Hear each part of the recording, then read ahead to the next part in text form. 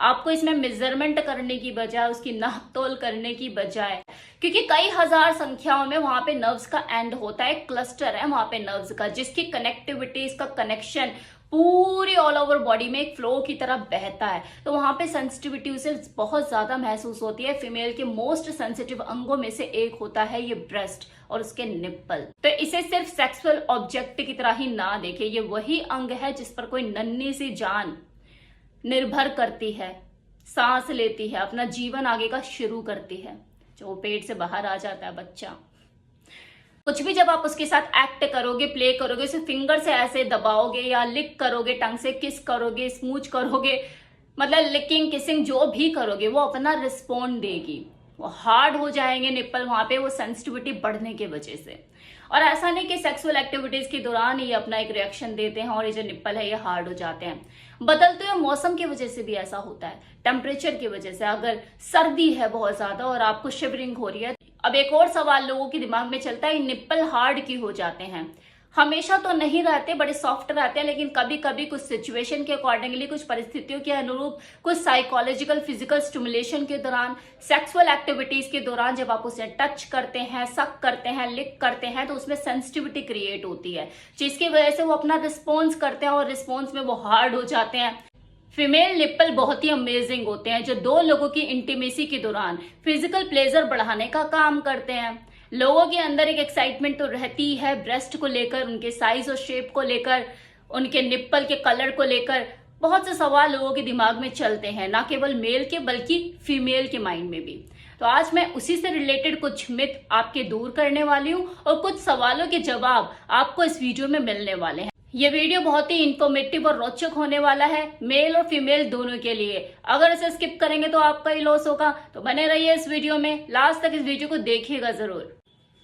तो हम बात करने वाले हैं इस वीडियो में निप्पल के बारे में। निप्पल वो पार्ट जो कि ब्रेस्ट के एकदम सेंटर के एग्जैक्ट पॉइंट पर होता है। ये शेप और साइज में अलग अलग हो सकते हैं, ये पर्सन टू पर्सन वेरी करता है। कुछ फीमेल के निप्पल छोटे और राउंड शेप में हो सकते हैं, तो कुछ के सिलेंड्रिकल और बड़े फॉर्म में भी हो सकते हैं। कुछ के अंदर की तरफ दबे हुए हो सकते हैं, तो कुछ के बाहर निकले हुए भी हो सकते हैं, थोड़ा सा उभरे हुए। निप्पल के अराउंड जो सर्कल होता है, घेरा सा बना होता है, उसे एरोला कहते हैं, जो कि शेप और साइज में छोटा बड़ा हो सकता है। शेप और साइज की तरह इसका कलर भी अलग अलग हो सकता है, किसी का लाइट पिंक तो किसी का लाइट ब्राउन, तो डार्क ब्राउन भी ये हो सकता है। ये डिपेंड करता है फीमेल टू फीमेल उसके अपने स्किन के कलर के ऊपर। एक इंटरेस्टिंग बात यह भी है कि निप्पल और एरोला के शेप और साइज, इनफैक्ट उसके कलर में भी टाइम टू टाइम बदलाव आ सकता है। वो चेंजेस उसके अंदर देखे जा सकते हैं, जैसे प्यूबर्टी के टाइम, हार्मोनल चेंजेस के टाइम, जब एक जुवेनाइल एज से कोई लड़की गुजर रही होती है, उसके अंदर जो चेंजेस आ रहे होते हैं बॉडी में, तो उसके निप्पल, उसके शेप और साइज और कलर में भी चेंजेस देखने को मिल सकते हैं।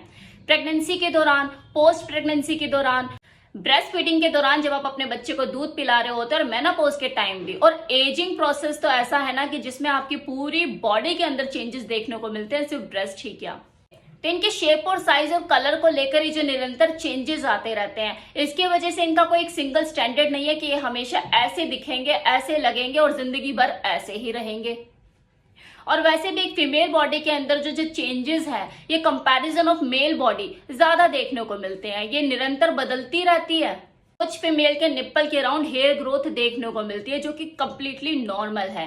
कुछ फीमेल इसे लेकर काफी चिंतित हो जाती है कि यार मेरे ब्रेस्ट पे पहले तो इस तरह के बाल नहीं थे, अब कैसे आ गए। तो कुछ हार्मोनल चेंजेस की वजह से हो सकता है। आप चाहे तो उसे ट्रिम कर सकते हैं, उसे हल्का सा कैंची से, रेजर या वैक्स के इस्तेमाल से बचें, आपकी ब्रेस्ट हेल्थ के लिए अच्छा रहेगा। अब एक और सवाल लोगों के दिमाग में चलता है, निप्पल हार्ड क्यों हो जाते हैं? हमेशा तो नहीं रहते, बड़े सॉफ्ट रहते हैं, लेकिन कभी कभी कुछ सिचुएशन के अकॉर्डिंगली, कुछ परिस्थितियों के अनुरूप, कुछ साइकोलॉजिकल फिजिकल स्टिमुलेशन के दौरान, सेक्सुअल एक्टिविटीज के दौरान जब आप उसे टच करते हैं, सक करते हैं, लिक करते हैं, तो उसमें सेंसिटिविटी क्रिएट होती है, जिसकी वजह से वो अपना रिस्पॉन्स करते हैं और रिस्पॉन्स में वो हार्ड हो जाते हैं।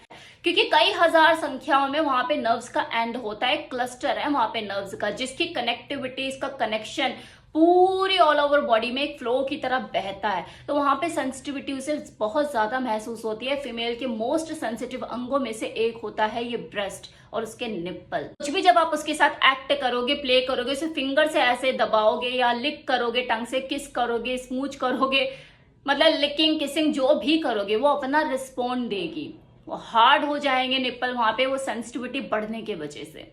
और ऐसा नहीं कि सेक्सुअल एक्टिविटीज के दौरान ही अपना एक रिएक्शन देते हैं और ये जो निप्पल है ये हार्ड हो जाते हैं।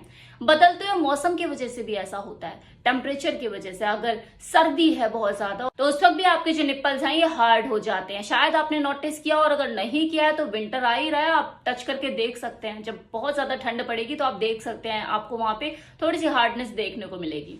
निप्पल में से डिस्चार्ज होना क्या यह नॉर्मल है? ये नॉर्मल दो ही कंडीशन में हो सकता है। एक तो प्रेगनेंसी के दौरान, जब आपने बच्चा कंसीव किया हुआ और आपके 9 महीने वो जो प्रेगनेंसी का जो टाइम होता है उस दौरान, डिलीवरी होने से पहले ही आपकी ब्रेस्ट में से जो मिल्क है वो निकलने लग जाता है।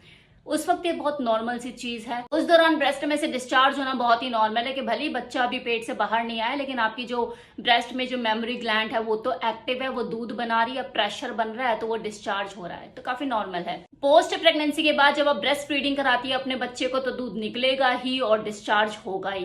तो ये दोनों कंडीशन जो है ये नॉर्मल है किसी भी फीमेल के लिए।